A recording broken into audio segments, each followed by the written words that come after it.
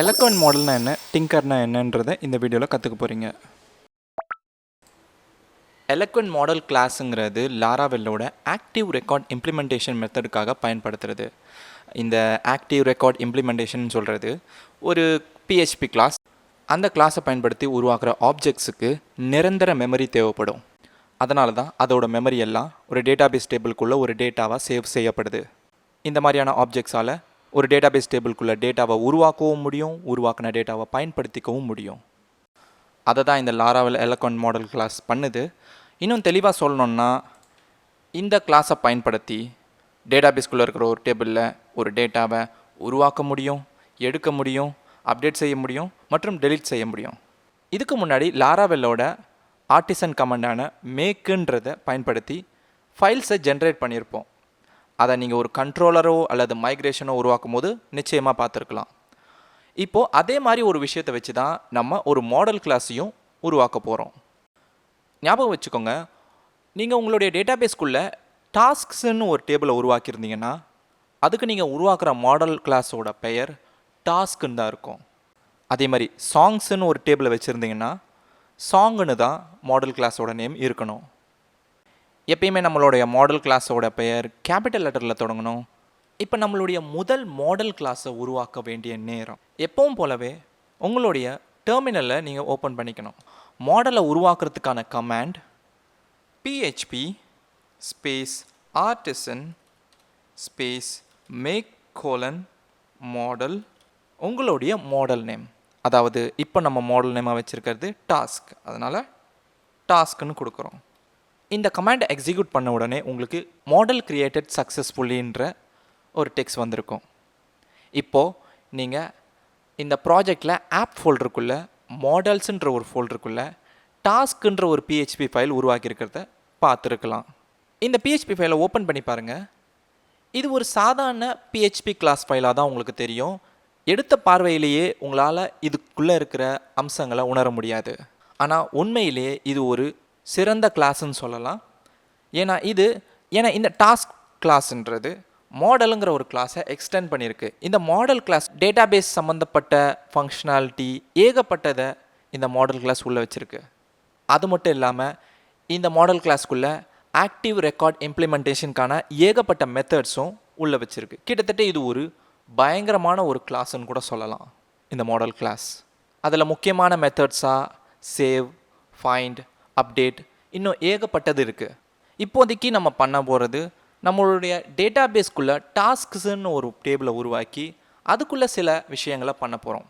அதுக்காக சில HTML forms எல்லாம் பயன்படுத்தி வியூவிலேருந்து டேட்டா அனுப்புறது, இது எல்லாமே இனி வர வீடியோஸில் நீங்கள் நிச்சயமாக கற்றுக்க தான் போகிறீங்க. ஆனால் இப்போ நீங்கள் இந்த மாடல் கிளாஸ்க்குள்ளே இருக்கிற சில அம்சங்களை மட்டுமே தெரிஞ்சுக்க போகிறீங்க. இப்போ நம்ம இந்த டாஸ்க்குன்ற மாடல் கிளாஸை உருவாக்கியிருக்கோம்.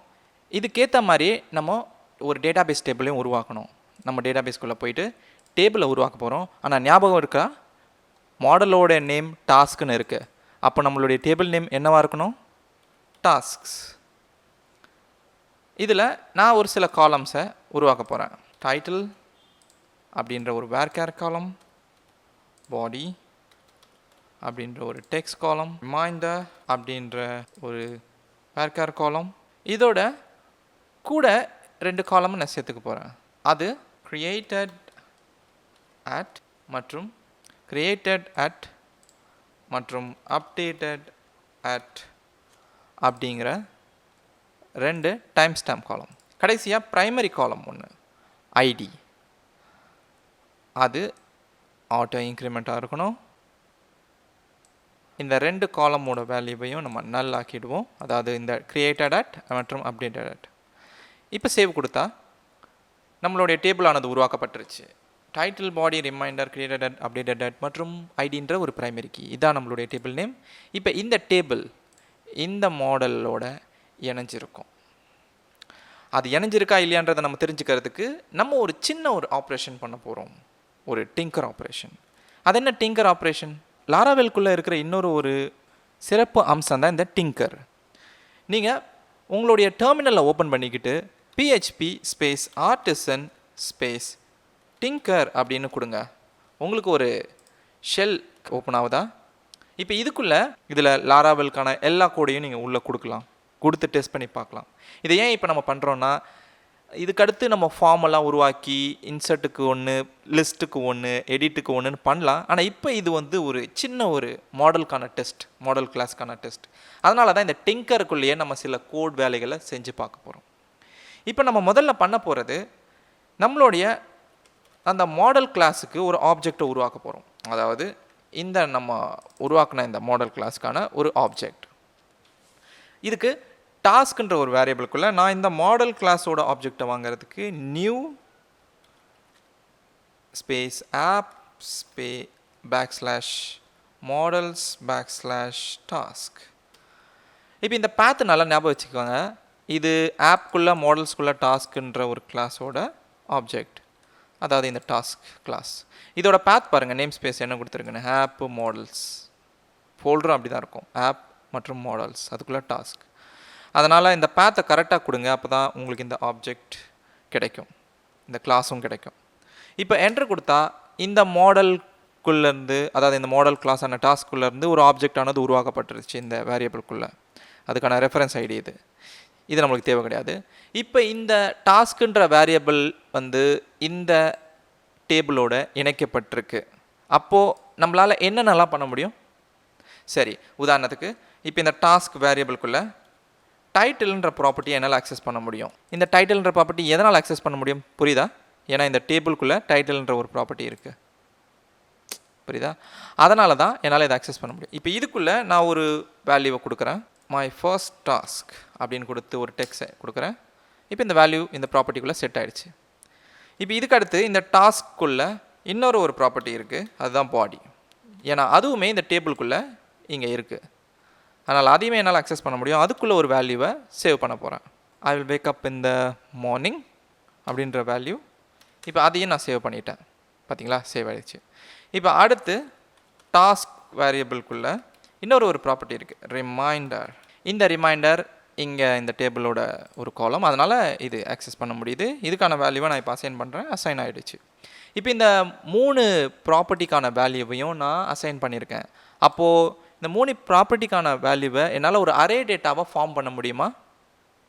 அதாவது இந்த தனித்தனி ப்ராப்பர்ட்டிக்கான வேல்யூவை ஒன்றா ஒரு அரே டேட்டாவை என்னால் உருவாக்க முடியுமா? கண்டிப்பாக உருவாக்க முடியும். அதுக்கு இந்த டாஸ்க்ன்ற வேரியபிள்குள்ளே டு அரே அப்படின்ற ஒரு மெத்தட் இருக்குது. இப்போ உங்களுக்கு ஒரு சந்தேகம் வரும், இந்த மெத்தட் எப்படி வந்துச்சு? ஏன்னா இந்த டாஸ்க்ன்ற வேரியபிள் இந்த டாஸ்க் கிளாஸோட ஆப்ஜெக்ட். அப்போ இந்த ஆப்ஜெக்ட்குள்ளே இந்த மெத்தடை நீங்கள் கண்டிப்பாக பயன்படுத்த முடியும். இப்போ இந்த மெத்தடை நம்ம எக்ஸிக்யூட் பண்ணால் நம்மளுக்கு இந்த 3 வேல்யூஸ், இந்த 3 ப்ராப்பர்ட்டிக்கான வேல்யூஸும் இங்கே அரே டேட்டாவும் வரும். ஆனால் டேட்டா பேஸ்க்குள்ளே வந்த மாதிரி எதுவும் தெரியல. ஒருவேளை நம்மளால் டேட்டா பேஸ்க்குள்ளே இந்த டேட்டாஸை இன்சர்ட் பண்ண முடியுமா? இந்த காலம்குள்ளே நிச்சயமாக நம்மளால் பண்ண முடியும். அதுக்கு இந்த டாஸ்க் வேரியபிள்குள்ளே சேவ்ன்ற ஒரு மெத்தட் இருக்குது. நான் மறுபடியும் சொல்லிக்கிறேன், இந்த மெத்தடை எப்படி பயன்படுத்த முடியுது நம்மளாலனா, ஏன்னா இந்த வேரியபிள், அதாவது இந்த டாஸ்க்ன்ற ஆப்ஜெக்ட் இந்த டாஸ்க் கிளாஸோட ஆப்ஜெக்ட், அதனால தான். இப்போ இதை கொடுத்தா ட்ரூன்ற ஒரு வேல்யூ ரிட்டர்ன் ஆகுது. ஆனால் டேட்டா பேஸில் போய் பார்த்தீங்கன்னா இந்த டேட்டா இன்சர்ட் ஆகிருக்கு. எப்படி இந்த டாஸ்க் கிளாஸோட ஆப்ஜெக்ட் இந்த டேபிளோட இணைஞ்சி டேட்டாஸை சேவ் பண்ணுது, அதாவது உருவாக்குது? இதுதான் இந்த எலக்வென்ட் மாடலோட ஒரு அம்சம். நீங்கள் இப்போ இந்த ஆப்ஜெக்டை பயன்படுத்தி ஒரு டேட்டாவை உருவாக்க மட்டும் தான் செஞ்சுருக்கீங்க. ஆனால் இதை தாண்டி நான் ஏற்கனவே சொன்ன மாதிரி உங்களால் டேட்டாஸை உருவாக்கவும் முடியும், அப்டேட் செய்யவும் முடியும், செலக்ட் பண்ணவும் முடியும், அதே நேரத்தில் டெலீட் பண்ணவும் முடியும். அதுவும் இந்த மாடல் கிளாஸ்க்குள்ளே நம்மளால் பண்ண முடியும். இப்போ இந்த டிங்கரில் நீங்கள் பார்த்தது ஒரு சின்ன ஒரு எக்ஸாம்பிள், ஒரு டேட்டாவை உருவாக்குறதுக்கான ஒரு சின்ன எக்ஸாம்பிள். இப்போ இதுக்கு அடுத்து வரப்போகிற வீடியோஸில் க்ரியேட், ரீட், அப்டேட், டெலீட், அதாவது CRUD ஆப்ரேஷன்ஸ் 4த்தையும் அடுத்தடுத்த வீடியோவில் நீங்கள் பார்க்க போகிறீங்க. அதில் இந்த எலக்வென்ட் மாடலுக்குள்ளே என்னென்ன மெத்தட்ஸ்லாம் இருக்குது அப்படின்றதையும் தெரிஞ்சுக்க போகிறீங்க.